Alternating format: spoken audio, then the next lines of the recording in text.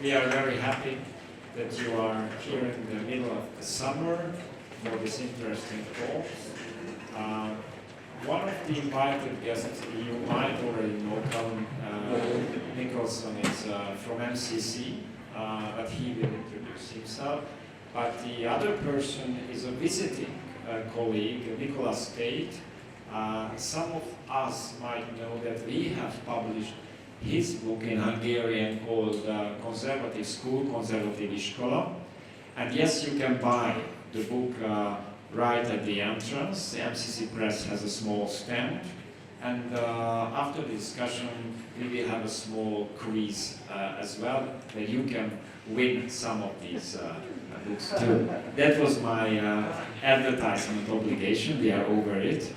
And I would like to ask the gentleman to introduce. Before that, those who are newcomers and you don't know the podium discussion, choreography of MCC, we will usually speak like 50 minutes about these professional issues, and then we open the stage and you can have your comments and questions, and then we close. So, can you introduce yourself shortly, please? My name is Dr. Calum Nicholson. I've lost my voice the last few days, so hopefully you can still understand what I'm saying. But my name is Dr. Calum Nicholson. I run the Climate Policy Institute here at MCC. I'm also now Director of Research at the Downey Institute, and I also teach part-time at the University of Cambridge in England. Yeah, it's good to be back on the panel, so thank you. Nicholas Tate. I started as a history teacher for many years, trained other history teachers. I then became the advisor on the curriculum and assessment to England's Secretary of State for Education for 6 years in the 1990s, after which I went back into schools as headmaster of a boarding school in England, and then for 8 years as Director General of the International School of Geneva, since when I've been writing books and articles. Can I just add one thing, that I'm also a product of his curriculum, so that's, I don't know whether that's good or bad, I'm not sure.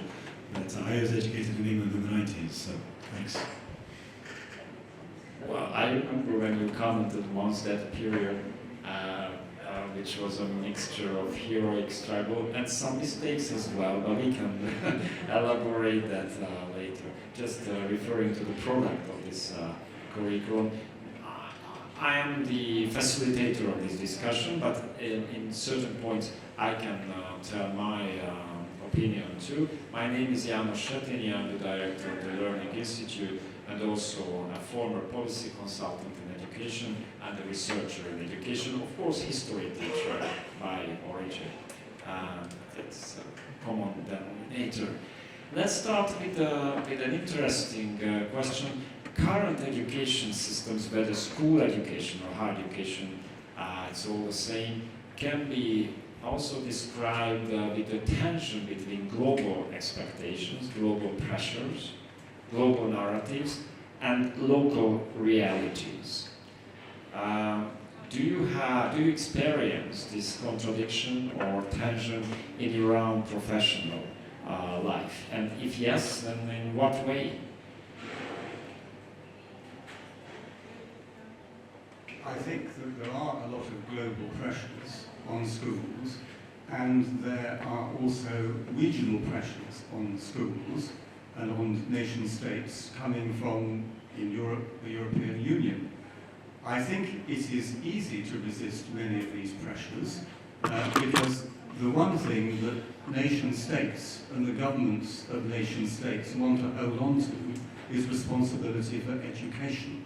It's the last thing that they want to give up responsibility for. They have to bow to pressures from outside in lots of other areas, but they're in control of most aspects of education, certainly at school level.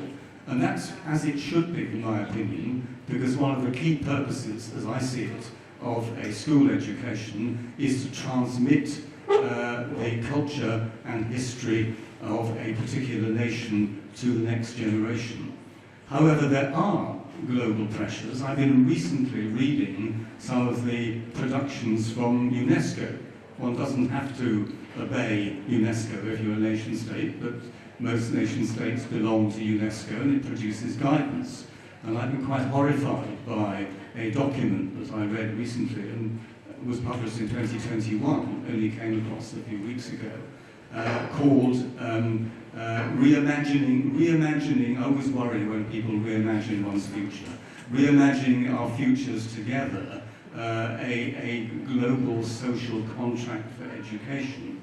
In this document, UNESCO urges all its member states to go down a particular educational road, which is turning education, transforming education, turning it upside down, turning it into an agency for change.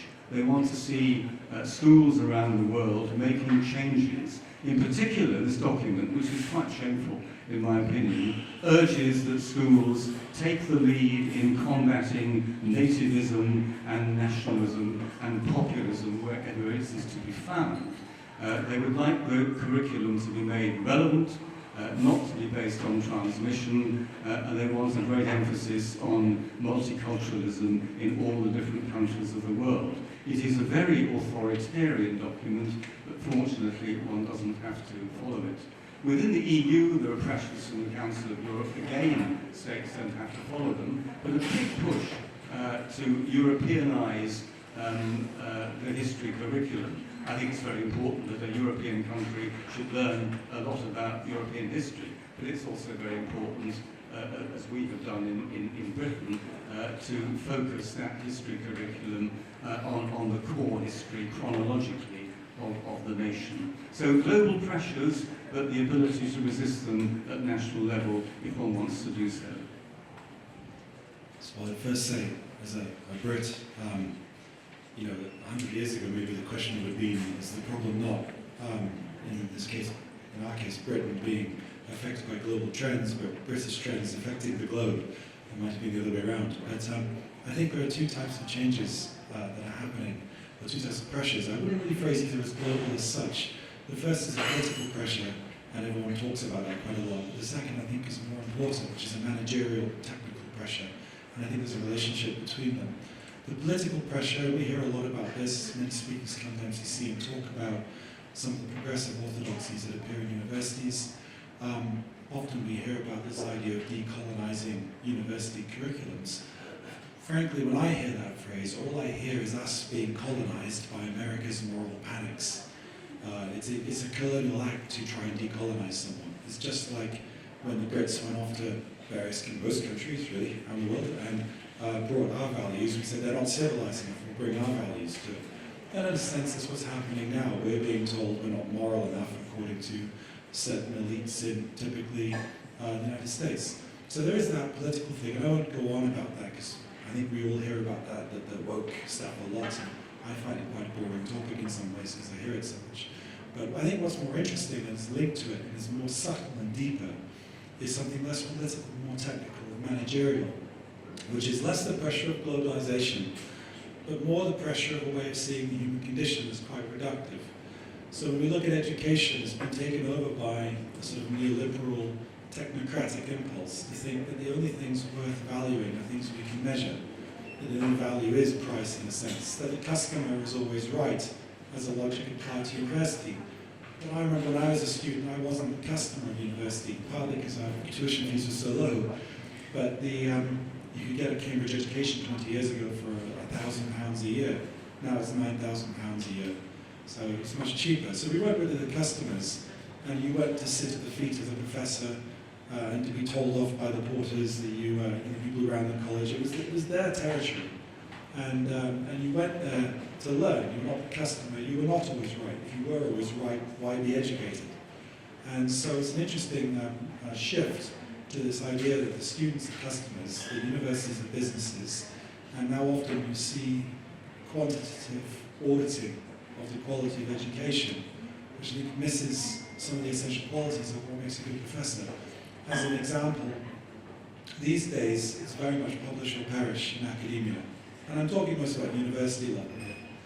At the university level, if you don't publish 3 papers a year, you're not going to get promotion. If you go back 30 or 40 years, I was recently at Jonathan Sumption talking about the greatest Oxford history don that everyone respected. All of the students loved him, all the staff loved him. He never published anything. Arguably the greatest academic philosopher of the 20th century was Ludwig Wittgenstein. I published more than Ludwig Wittgenstein.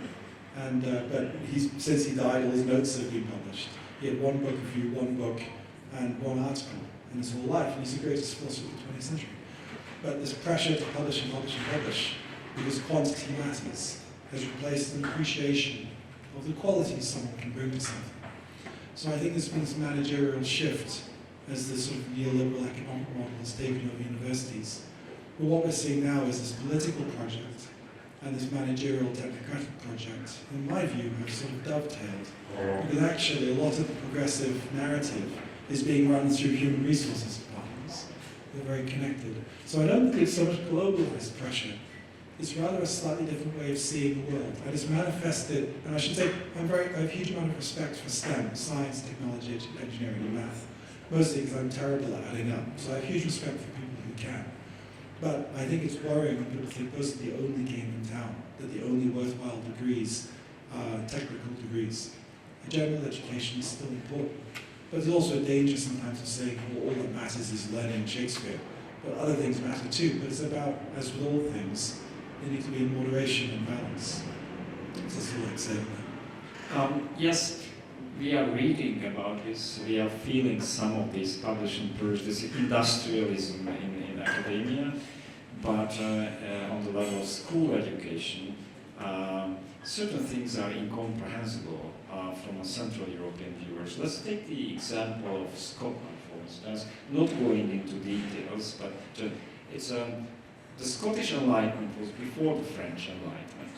Scots invented the technology of modern capitalism. The Industrial Revolution was made by Scots, and they had a Prussian type, a German type, very heavy knowledge-intensive curriculum, strong social sciences, but also very strong natural sciences there, and all the measurements and tests show that their quality of education was higher than the English or Welsh one some decades ago.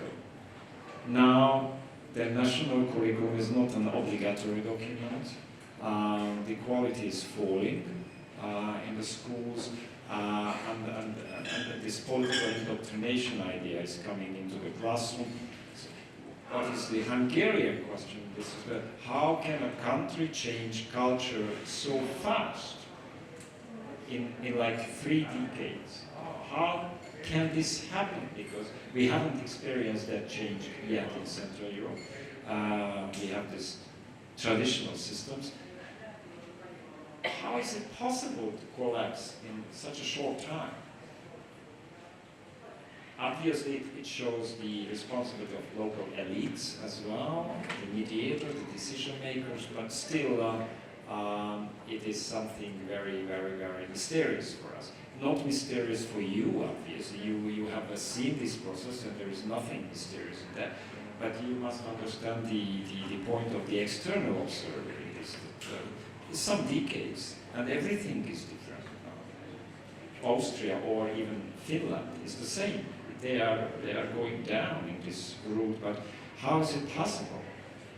You had old-fashioned curriculum people, you had old-fashioned strong teachers, they're good headmasters, but suddenly it starts to change, and then it's a speeding process of this decline. How is it happening? Just help us. I would agree that there is a particular progressive, radical progressive elite. And I'm speaking of English-speaking countries. I'm very familiar with England. I'm aware of the decline that's happening in Scotland. I'm aware of pressures in Ireland, Canada, USA, Australia, New Zealand. They tend to move in the same direction, with everything originating. And Calum's point about the neo-colonialism of the USA, I absolutely, totally endorse. And these ideas, these progressive ideas, which we are seeing being embedded in school systems around the world, have their origins in thinking and writing that took place in the USA back in the 1970s, 1980s, 1990s, and these ideas spread slowly, or rather spread rather more rapidly, given the communications revolutions we've experienced over the last 30, 40 years. And we end up with, and I'm speaking particularly of Britain now, we end up with a radical progressive elite which is dominant in universities. It's increasingly dominant in schools, especially in secondary schools. It's dominant in our major cultural institutions. Our museums, our art galleries are going woke. It is increasing its influence over the corporate sector, partly because of the role of HR departments promoting an ideology of diversity, equity, and inclusion.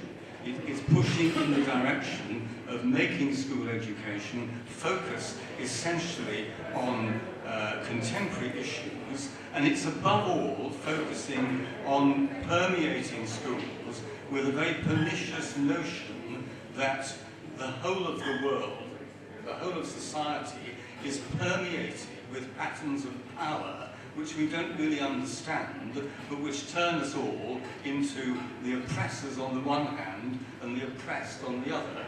The oppressors are whites, men, heterosexuals. The opposite of all those things are the oppressed. And priority has to be given to the oppressed. It's a deeply damaging and deeply divisive identity politics which disadvantages everybody right across the spectrum. Disadvantages the oppressed as much as the oppressors. And this very curious ideology is something that's spread from the United States, where it is rampant at the present time, and it is being combated in Britain very powerfully, but we have a general election tomorrow, as a result of which we might have a political party which is rather more sympathetic to some of these views than the hopelessly incompetent party that's been in power for the last 20 years and has opposed them, but done very little to prevent them. So there is a problem. I don't want to exaggerate. Not all schools are dominated by this. There are some excellent state schools, there are some excellent private schools that are maintaining a tradition of what I call liberal education, an education which is essentially trying to produce, not to indoctrinate, but produce an independent, reflective human being who goes out into the world and makes up his or her own mind about things, rather than being pushed in particular directions to adopt particular ideologies. But it is quite a battle, and it is a battle that is being won in some places, but being lost elsewhere. Just very quickly, you mentioned the HR departments, and something we forget about HR departments. People forget that HR departments don't work for the employees, they work for the boss. It's funny now, HR departments are seen as the vectors for bringing support and well-being to the employees. But I think there's been an interesting, there's a pattern I've noticed in the Anglosphere. The Anglosphere, basically, throughout the Anglosphere, there's a big brother and a little brother. There's the United States, Canada, England, and there's Scotland, Wales, and Northern Ireland, little brothers, Australia, and New Zealand. I grew up in Canada, and I'm British, Scottish, really. I've lived in England, I've studied in Wales, I was a student in Scotland as a teenager, and my brother spent a lot of time in New Zealand back in the 1990s. And the thing is, I remember Canada in the 1990s and Scotland in the 1990s, and my brother remembers New Zealand in the 1990s. They were kind of quite provincial compared to the bigger states. If you wanted to find someone with casual prejudice against any sort of prejudice, you'd go to Scotland, in the Scottish classroom. There was a lot of homophobia in a way that you wouldn't have found in an English school quite the same way by the early 2000s. It was quite an interesting difference. What I find really interesting is if you go now to Canada, or where I went to school at one point, or Scotland, where I went to school, or Wales, where I went to school, to university, or if you go to New Zealand, those countries that were kind of almost behind the big brother country have now jumped ahead of it. They've gone from like, it's kind of like the idea of being nouveau riche. You know, the nouveau riche is someone that didn't have money, now has money, and they buy the flashy house and the flashy car, and everyone goes, oh, they're a bit lacking taste, you know. I think these people are nouveau ideological. They were so provincial, they had none of the progressive, the new ideas, but with the internet, they've all got them. And they're so pleased with it, they've jumped ahead of everyone to show how Puritan they are. So if you want to see a progressive country now, go speak to the people at the school where I saw some real prejudice, like 20 odd years ago. But those same types of people now are believing an opposite type of prejudice, this progressive prejudice, where if you don't agree with them, you're part of the problem. Now that's not strictly an educational issue, but it's a cultural issue that I think affects the education. And that's, in my view, why if you look at the Anglosphere, these more satellite countries of the bigger Anglosphere countries are often the ones where you find rampant progressive, if you want to call it that, intolerance, I think. Whereas if you look at the United States, you know, there is a lot of stuff going on. If you look at England, there's a lot of this stuff going on, but there is a bit of debate about it. There is a pretty good debate in England and in the United States over education policy. You're unlikely to find much debate in Scotland or in Wales or in New Zealand, but probably in Australia, United States, and England, as opposed to Canada, Scotland, Wales, and New Zealand. So that's my general thought. And I had another thing to say, but I've forgotten what it is now. But no, the other point was simply that at the end of the day, a lot of this stuff, we're living in this globalized world now, at least with social media. And there are trends on social media. And I do find, well, I'll tell you a very quick anecdote to illustrate what I'm trying to say. I teach in the University of Cambridge part-time. I'm here most of the time. And during the pandemic, I did some lectures that were recorded online. And in one of the lectures, it was on migration, I had a poem. It was a pro-migration poem. But the structure of the poem was the poet having a debate with someone who's anti-immigration. So she's quoting herself and quoting the other person. She said, and he said to me, those goddamn people with their goddamn corner shops come here. And I said to him, but they bring jobs, you know. So it was a poem that wasn't even against migration. My department wrote me an email saying they'd seen the lecture and they were really worried about this poem I was using in the media because they were worried someone could quote it out of context and they'd get bad publicity, which could damage the department. And because my position wasn't, you know, I wasn't a permanent tenured position, and also I didn't want to, this very anxious director of my department, I didn't want her to feel any more stress. So she said, I can't ask you to remove it, but I'm losing sleep over it. And I said, okay, I'll remove it, it's fine. It wasn't fine, but I did remove it. But the point is, a lot of these departments, what they're reacting to is not the reality of what they encounter necessarily from the students. It's the fear of what they might encounter, particularly with the internet. I do not understand why universities have Twitter accounts. It's crazy, because people on Twitter can write you a tweet, and then you feel you need to react to it. Whereas if they had to write you a letter, they would have forgotten by the time they had to write the letter. So there is a broader trends around the internet that I think are affecting things. Okay, have some water. Yes. Bath or shag. Yes, it's that story. We have already touched upon this international thing. Let's talk about internationalization of higher education. Here I have to mention that Professor Tate was a director of one of the most prestigious international schools in Europe. It's in Geneva, Switzerland. And have a very interesting book about international schools. If I remember well, you describe them as creators of a new hybrid identity, which is not rooted into national culture and tradition. Can you tell us something about these institutions? International schools vary enormously in kind. The school that I ran in Geneva had over 140 nationalities, and inevitably one could not prepare all of those students for those nationalities. One had to see them as an international community with certain things in common. but at the same time introduce them to living in Switzerland, which is a very, very distinctive nation state. It was a very important part of their education to learn about the Swiss federal system and to learn about Swiss representative democracy and all the referenda and so on. That was a very important part of their education. Other international schools are not like that. They're not just serving a big international community. Geneva has a huge international community, all the people working for international bodies, working for the UN, working for corporates that have their multinationals that have their headquarters in the Geneva area. Many international schools around the world actually provide an international curriculum but largely serve a local population and seem to serve the function above all of separating the people who go to those schools, giving them a rather privileged education and sending them off to Ivy League universities in the States or occasionally to universities in Britain. And this to me I think is unfortunate. I mean, the international school that I ran what was a genuine school. It had to be run in that way, given the diversity of the background.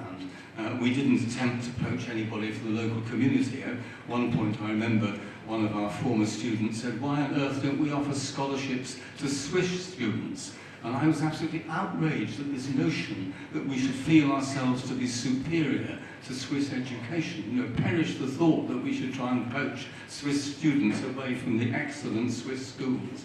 And I'm afraid I shot this person down in a public forum because it was such an outrageous thing to suggest. But elsewhere, I think international schools can be genuinely harmful.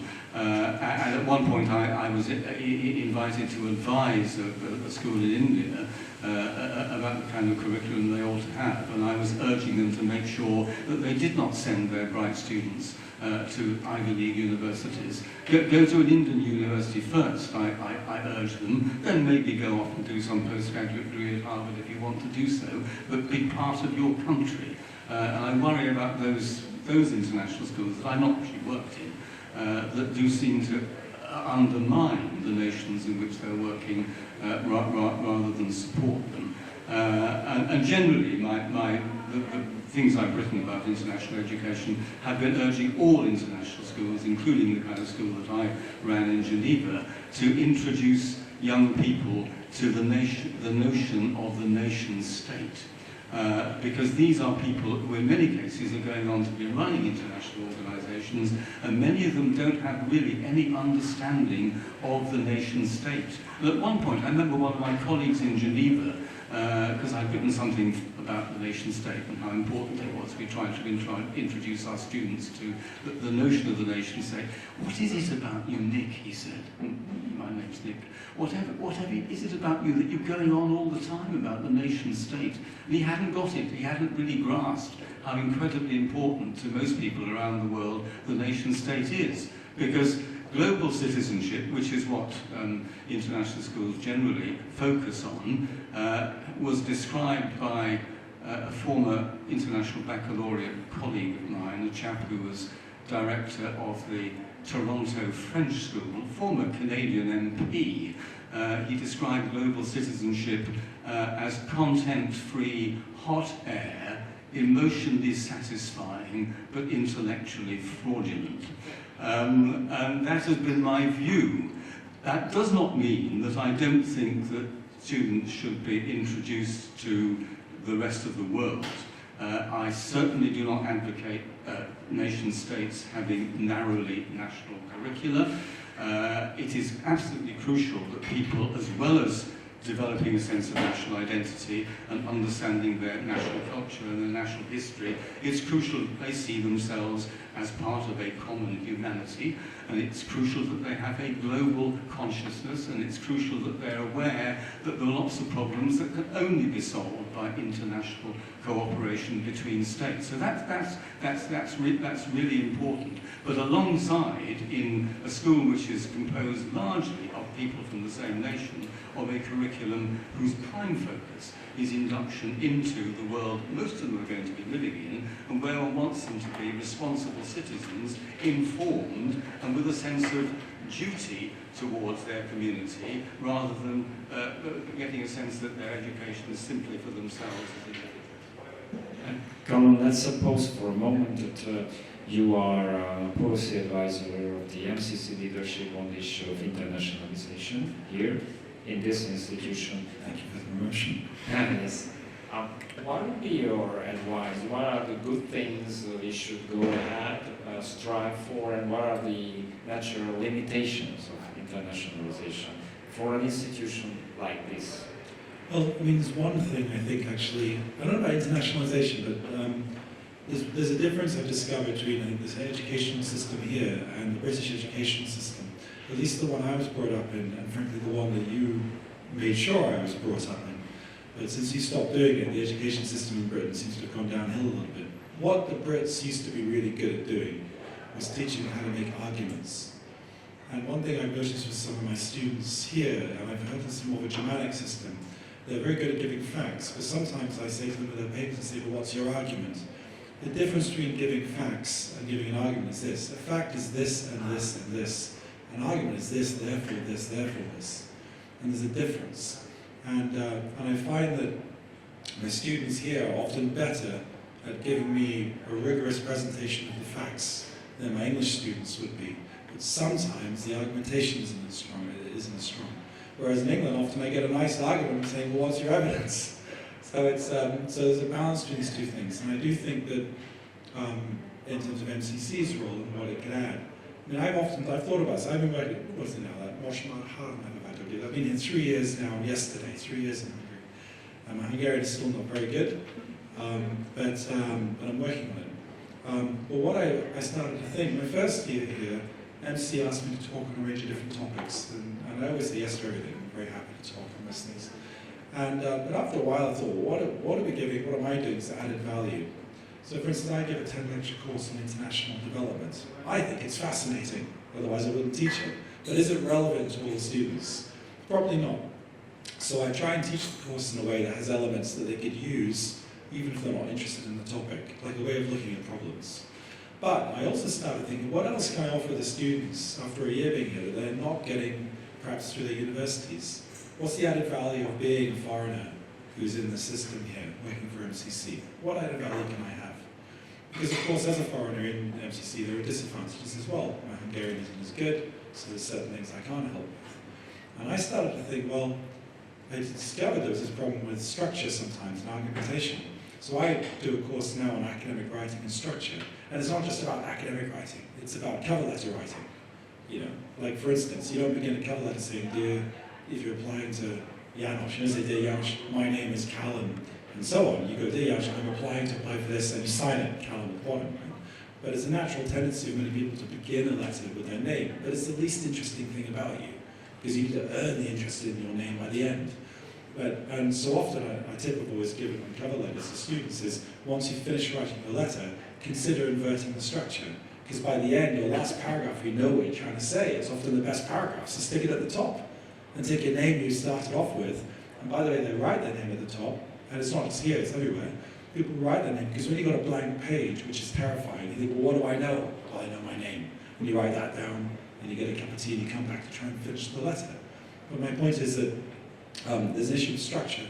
So I do a course in academic writing and structure, and I think those are the types of skills and things they're not really getting. If you're doing a degree in economics or in languages or something, you're not necessarily getting these transferable skills. Because the big thing in the British education system is, in a sense, it doesn't matter what your degree is. I mean, for better or worse, half of the investment bankers in London have a degree in theology. All the theologians I know have gone into banking. All the people with engineering degrees have gone into NGOs. It's a funny thing, but why? Because if you've got a good degree in theology, what you're good at is taking a lot of information and crunching it quickly and producing an essay. And what do investment bankers do, most of them? They crunch a huge amount of information to write a report on it. It's the same, and you have to make the argument for it. So I think argumentation is crucial. And I think also, I mean, another thing in here, I once asked someone here a couple of years ago, I don't think it was you, János, but it wasn't you, it was someone else who worked at MCC. And I said, why are the lectures 90 minutes? Because even I'm sick of my own voice after 90 minutes. And I think it should be 45 minutes. And someone said to me, and I don't know if this is true, but they said to me, and it had just been funny, but he said, well, he says, under the communist period, he said, you didn't go to lectures to be educated, you went to have your spirit broken. So 90 minutes would do that. And I don't know if it's true, but it was a funny comment. But anyway, there's little additions in terms of what MC could do to be more international. I think giving people the argumentation skills in writing, the debate academy here, I think it's really effective on this. I think those elements are quite important. And looking at my students, they're brilliant, but sometimes if they have a weakness, it's structure in argument. And we've been trying to work, and some of my colleagues as well, trying to work to help with that. I think MCC is really helping with that. Okay, and before opening for the audience, I have a last question, which is that summer is here. Obviously, you have a little bit more time to write or read.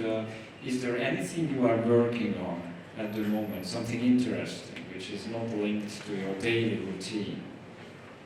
Something which will be presented next spring, let's say, something good stuff. I'm finishing a book that I've been working on for a long time, which is a book about books.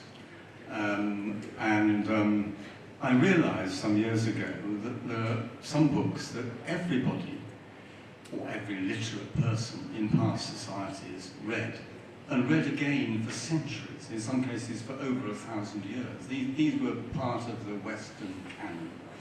Books like Cicero's De Officiis on obligations, which trained generations of young aristocrats in their duties as leaders of society. Something like Boethius's Consolations of Philosophy, dating back to the 6th century. Something like Plutarch's Lives of Greeks and Romans, which many statesmen over the centuries have used as examples of how one ought to be a good leader. Book like John Bunyan's Pilgrim's Progress, translated into hundreds of languages around the world and given spiritual consolation to people throughout the period since it was published in the late 17th century. And I noticed that nobody these days reads these books. Nobody knows about these books. I'd read some of them, I'd read most of them, but when I talked to people, even people who had humanities degrees, I found they hadn't read a single one of them, and they didn't know about some of them. And I thought this was very odd. You know, why? I mean, are they really out of date? I mean, are they books that we should no longer read? So I went back and read and reread them, and read about their development, about how they were received in the different societies where they were published over the centuries, why they were so popular, what they did, what their impact was, and why eventually they ceased to be read. And then asked myself the question, should they continue to be read? And in most cases, I thought they should be continue to be read. I mean, not necessarily more than other books that we currently read, but these are books that have made a major contribution to European, not just European, North American as well, culture and civilization. And wouldn't it be a good idea to write a book about these and to try and reintroduce them to people? So I've been working on that. I hope you'll see it at some point and buy it and read it. Hopefully it will be another MCC Press publication, this time in English. We will see. And come on, something. Well, I like the way you said something interesting, implying most of it won't be. So actually, what's me I want to finish in the early autumn is something I started working on when I came to Hungary, and then I got so busy with other things I had to shelve it. But it's a book on the impact of social media. It's based on a course I teach in Cambridge. And the reason I'm writing it is that we often say that social media is changing society, and everyone believes, everyone understands this. But we never really ask, what is it changing? Precisely. At a deep historical level, what is it changing? And I've noticed that throughout human history, whenever we invent a new communications technology, it could be the invention of narrative, the invention of writing, the printing press, the radio, the television, it changes how we relate to each other. And always in history there's a period of flux and then confusion, because we have to relearn the rules of how we engage with each other, create new rules, and then society settles them again. That's what happened with the Reformation. After the invention of the printing press, it caused in Europe, it was the direct lead-in to the Reformation. The Reformation wasn't possible without the invention of the printing press. And basically disrupted how people relate to each other for a couple hundred years. And arguably later the Enlightenment, which is bringing rules to how you now deal with all of this new literature. And so I'm looking at the impact of social media, and my answer to it is, one of the solutions to it is that when we look at the world today, we often hear people saying, in the face of social media, we need one of two solutions. One is political. Usually my side should defeat the other side, which obviously is never going to happen because, you know, strains of ideas are like strains of disease. They strengthen, they don't weaken when they encounter resistance. If one side hates the other side, if you fight fire with fire, you end up with inferno. There's no solution to polarization through one side winning. So there's no political answer. Some people say there needs to be a technological answer. We just need to have new technology to counter social media bias. And I don't really think that's going to work either, because you can't put the technology back in the box. You can't invent the wheel. My sense is, instead of a sort of a political devolution or a technological revolution, I think we need an educational evolution. We need to train people how to keep their head all about them or losing theirs. We need to train people to be, I think, and this goes back to the crucial point of education. You know, often we hear today that universities, at least in the atmosphere, we hear universities that should be safe spaces where people are exposed to dangerous ideas. And I've always found this, and many people criticize this and say universities shouldn't be safe spaces. But my argument is, no, they've always been safe spaces. But they've been safe spaces precisely to encounter different ideas.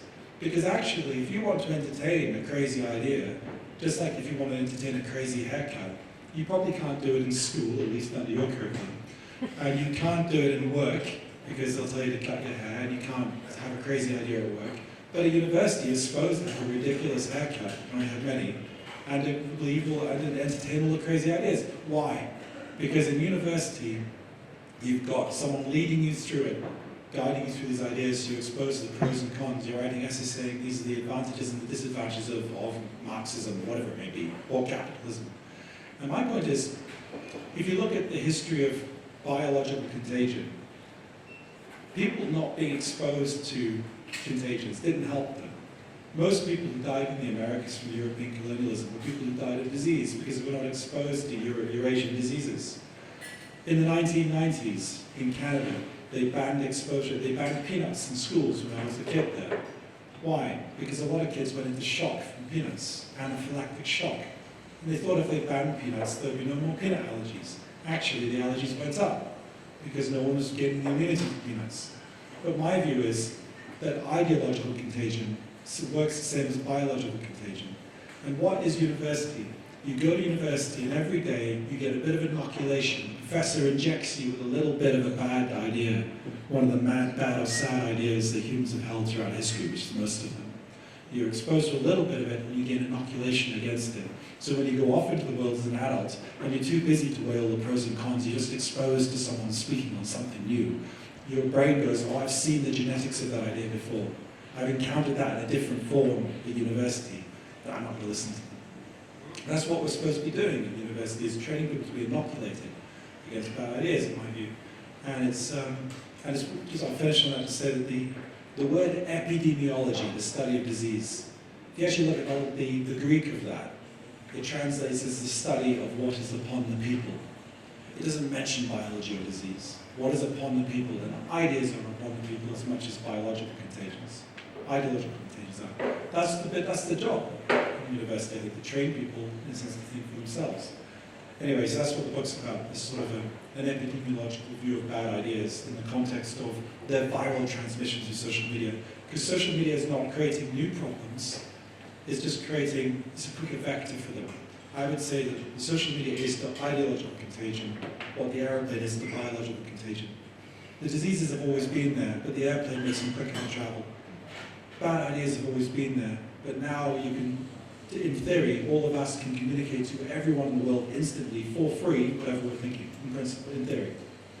If you've got a Facebook account, or Twitter account. And so how do we counter that? We need new sort of epidemiologies, we need new ways of making people inoculated. So the new books around that. When will it be published? Well, that's where they'll come back to ask me next time, I'm not sure. Okay. I've been speaking to Frank about that, Frank. Good. Thank you very much, gentlemen. Let's open the floor now. We have a microphone. So if anyone would like to comment or to have questions to the speakers, just go ahead now. Thank you. My name is Dr. Nicholas Tate. I am from the Orvosi University. I'm a geologist. And I would have a comment to the very first part of this discussion. Namely, at the beginning, perhaps Mr. Setényi formulated a thought saying that it's amazing how fast the old conservative traditional educational system has collapsed, went down. And you also said that fortunately here in Central Europe, we do not see the signs of this collapse as yet. I'm a little bit, I could a little bit also contradict this statement because we are very close to it anyhow. But it came into my mind where the roots of this collapsed situation could have been here in East Central Europe. I remember when I was a child, speaking about education, I often heard the name of Makarenko's Makarenko's principle of education was that the Soviet, of course, Soviet. So Makarenko's principle of education was that the teachers should not be sort of forcing and obliging the children to everything, just to ask them and do it in a very nice way.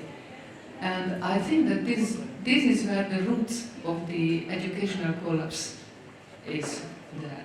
Because human beings inherently are lazy and they do not like to work hard. Unless they are forced by their teachers to work hard, because in order to increase your knowledge about anything, it requires hard work.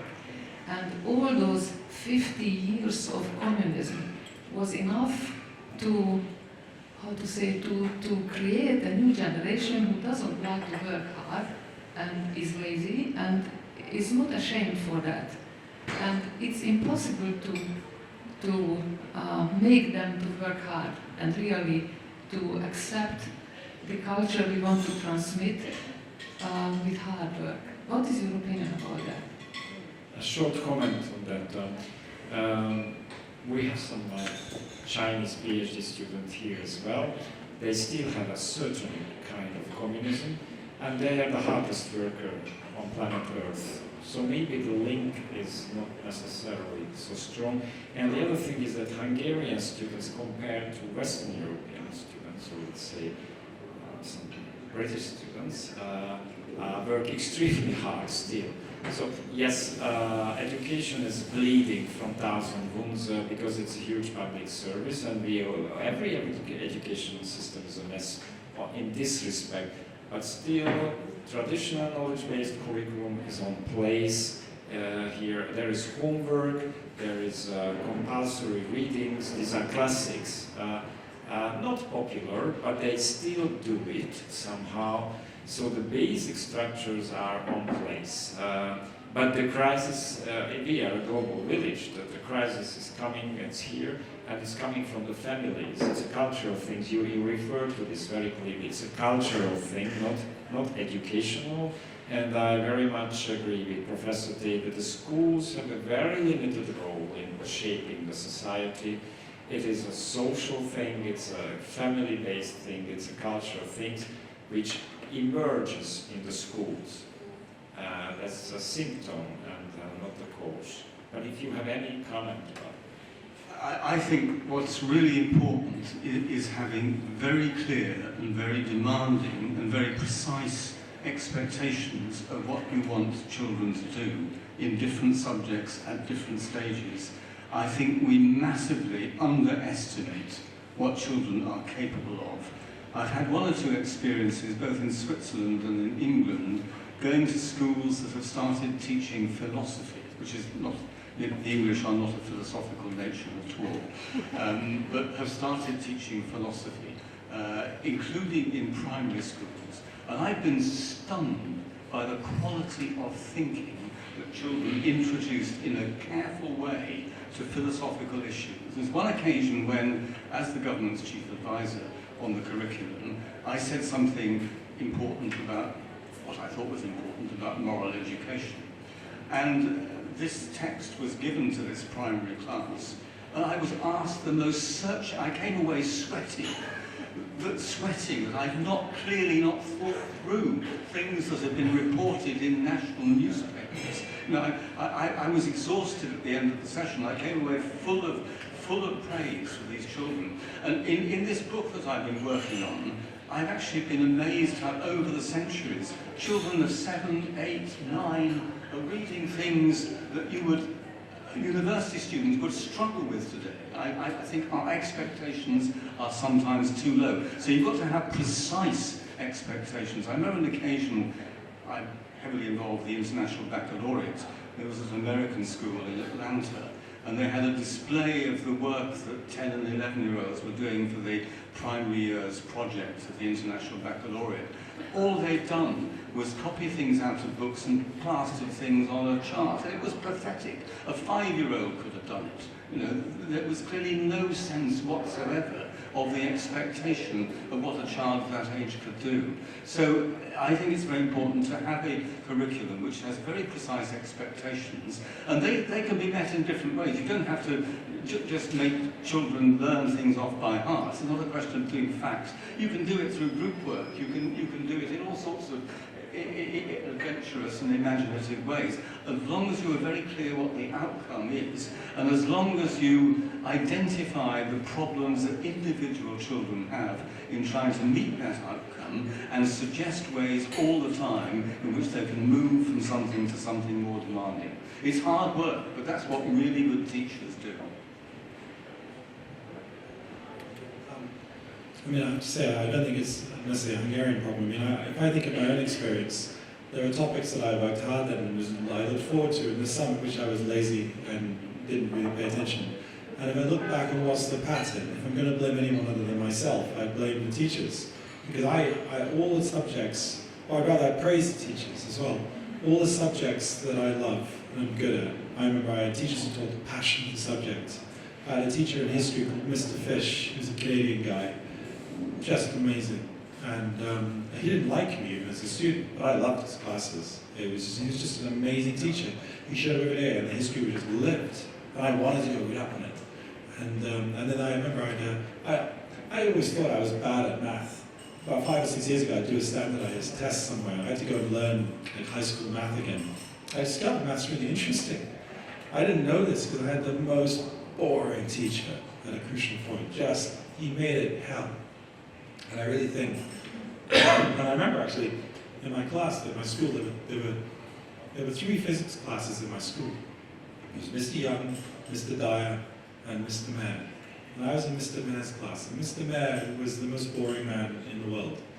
Mr. Dyer was the most interesting man in the town. And Mr. Young was a really, really nice guy.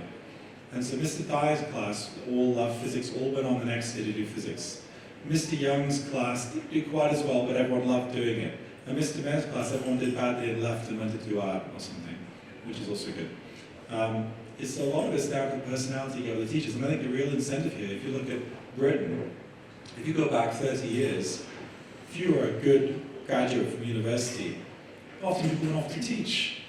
Well, I'm going to go teach. It was a noble profession and relatively not badly paid, actually. Or rather, the cost of everything else hasn't gone up. Now, if you've got any good graduate from university, they are idiots if they don't go into banking, consultancy, or Silicon Valley. You're a fool if you don't. I mean, the money's so good.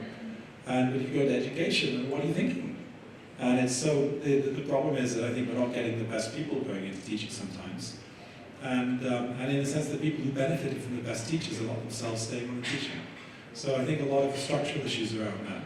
But I don't think it's if you say it's a Hungarian problem, I generally suggest it's not. I think it's a universal problem. And I'm part of this problem. Like, I was a very bad, I have some teachers like that, Nicholson, he'll never do anything. And maybe they're right, I don't know. But there's other teachers who thought I was good. And they were the teachers who taught me to be passionate about it, but I was still thinking about it afterwards and walking home from school. And there's other teachers I couldn't wait to get out of the classroom.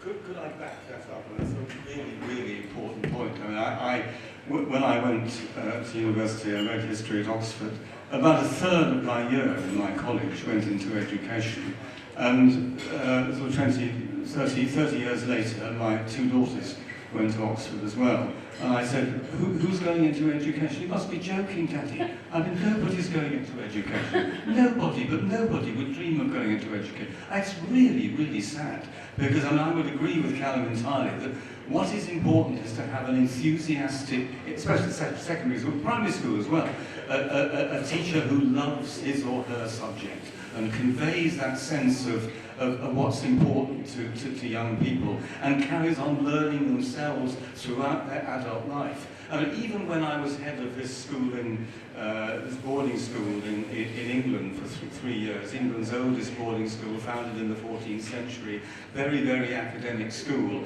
I would interview people to teach French and Spanish. And I've lived in Spain, and I've lived in France. I read a lot in French and Spanish, and I would be asking them what they'd read since they left university. All they had read were their set books at university. They hadn't continued reading the language. I didn't want these people in the school conveying this lack of continuing interest. I had English teachers. This is a top school who never read any poetry. You know, they'd done poetry at university. I asked them what poems they were reading.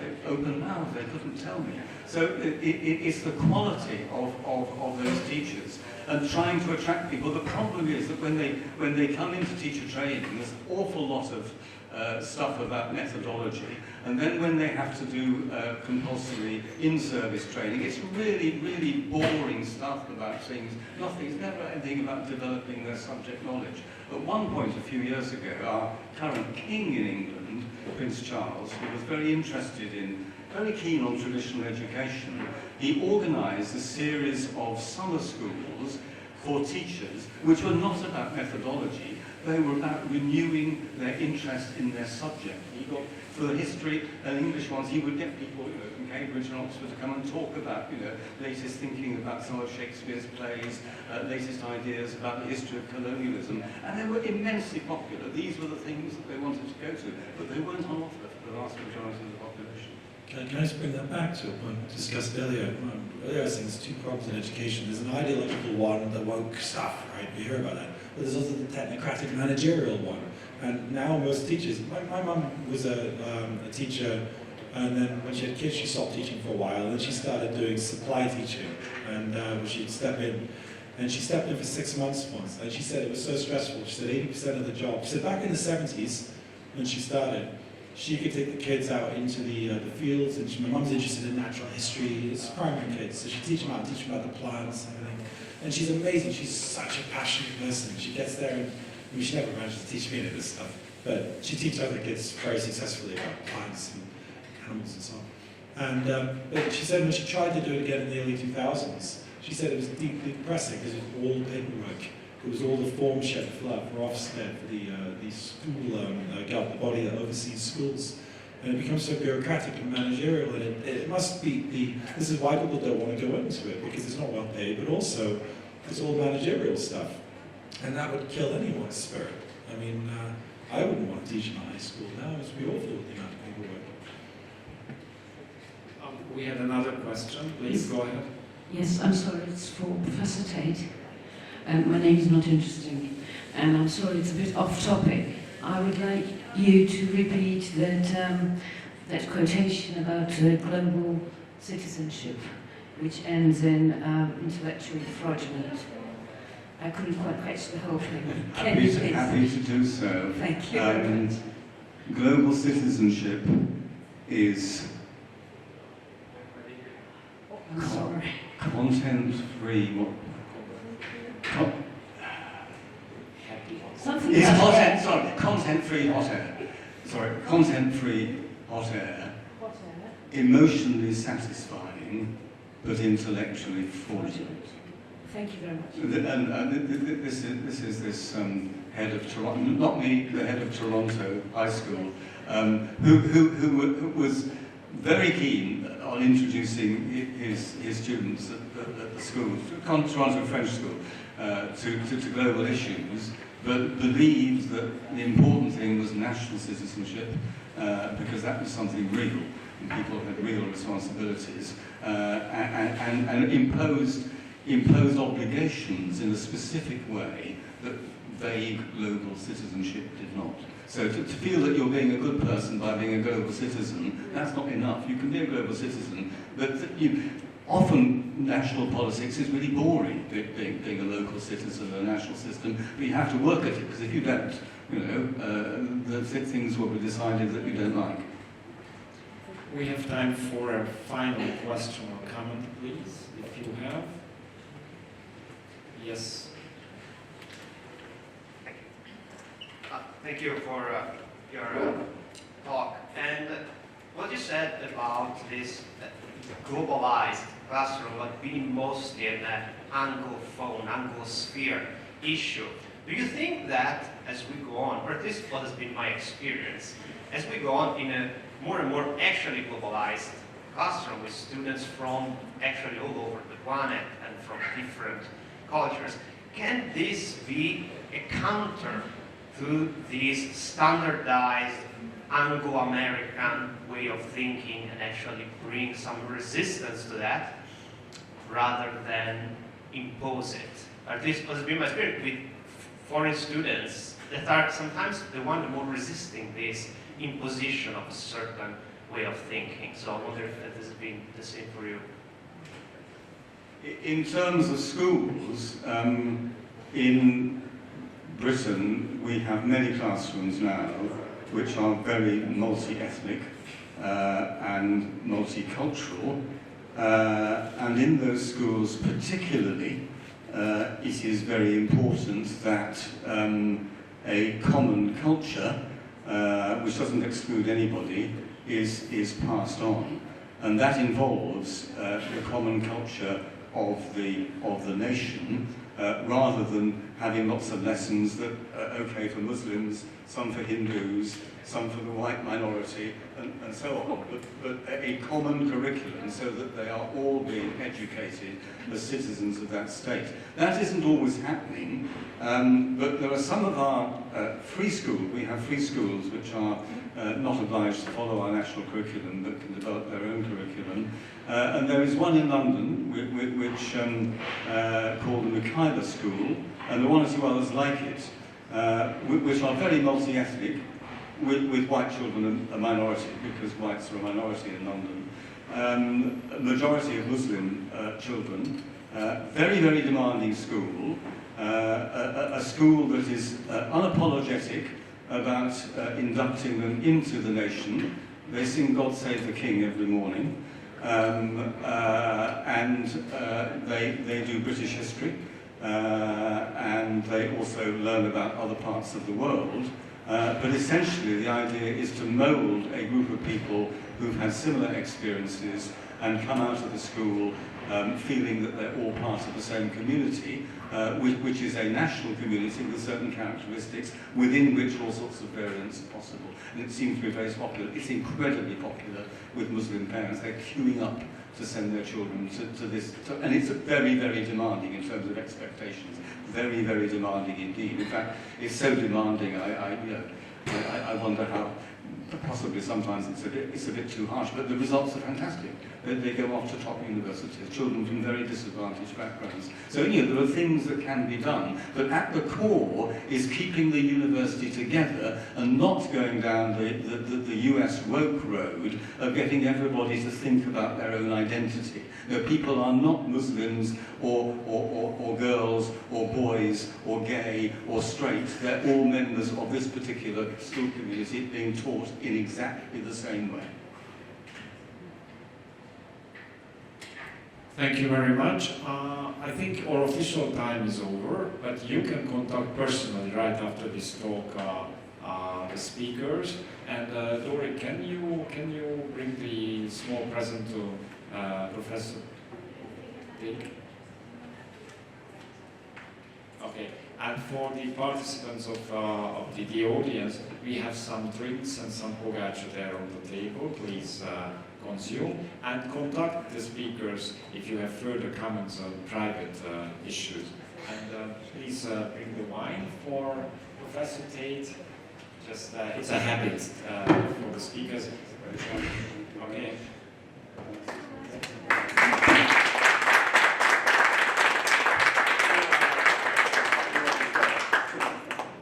Köszönjük.